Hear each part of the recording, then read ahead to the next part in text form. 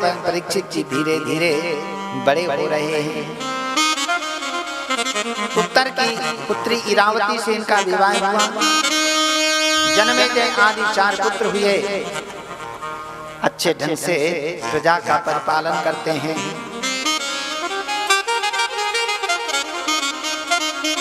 लेकिन एक बार इन्होंने सोचा दिग्विजय करना चाहिए, दिग्रक्षण के लिए चल पड़े।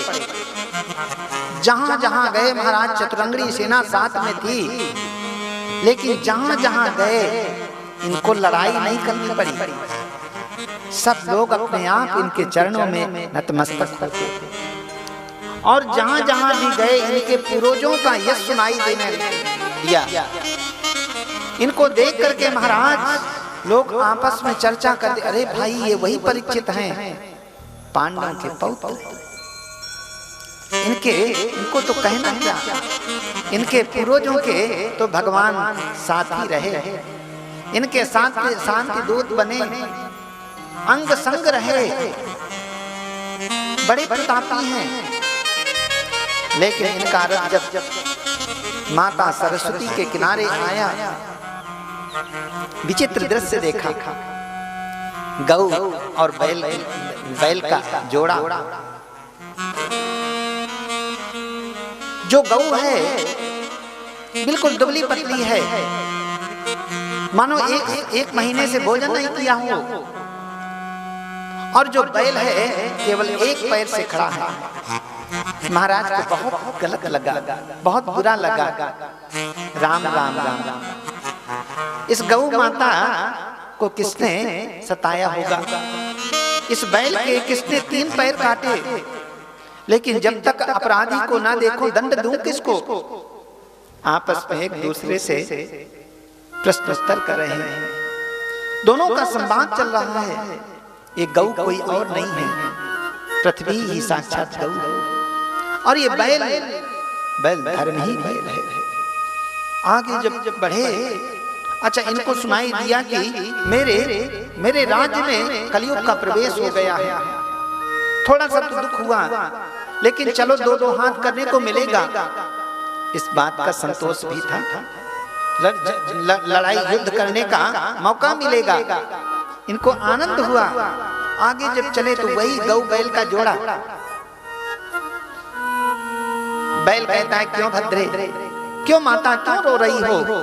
क्या मेरी स्थिति को देख करके, मैं 4 पैर का जीव हूं, 3 पैर मेरे काटे गए हैं, मेरी दुर्दशा को देख करके, या पृथ्वी लोक में उद्दंड राजाओं की स्थिति को देख करके रो रही हो? क्या अबलाओं को देख करके रो रही हो? क्यों रो रही हो? आपस में संवाद चल रहा है। और आगे चले तो महाराज एक पैर पर जो बैल खड़ा है ना, उसको भी एक राजा वेशधारी कोई शूद्र काटने में लगा है। महाराज ने ललकारा, ठहर, कौन है? मेरी राज्य में दीनहीन दुखियों को सताने वाला, आज तुमको मैं छोड़ नहीं सकता हूं। तुरंत घबरा गया और महाराज के शरण में आ गया। महाराज मैं कलयुग, मेरे ऊपर कृपा कीजिए। अच्छा, कलयुग सर्व साधन बाधका, सभी साधनों में बाधा उत्पन्न करने वाला, शरण में आ गए हो, मारूंगा तो नहीं, क्योंकि मेरे पूर्वज मुझे आश्वस्त करके बता करके गए थे, शत्रु भी एक बार शरण में आ जाए उसको माफ करना। और इन्हीं बातों को लेकर के विधर्मियों ने फायदा उठाया। कितने बार हमारे ऊपर आक्रमण हुआ। मोहम्मद गौरी ने 17 बार, मोहम्मद गौरी को 17 बार पृथ्वीराज ने हराया, और जब वो झुक जाता था तो माफ कर दिया जाता था। और एक बार जब उसको अपने कब्जे में कर पाया पृथ्वीराज को, पृथ्वीराज ने कहा कि भैया 17 बार मैंने तुमको माफ किया, एक बार नहीं माफ कर सकते। बोले मैं काफिर थोड़ी हूं, पागल, जो तुमको माफ कर दूं। उसने ऐ किया, आंखें निकलवा ली।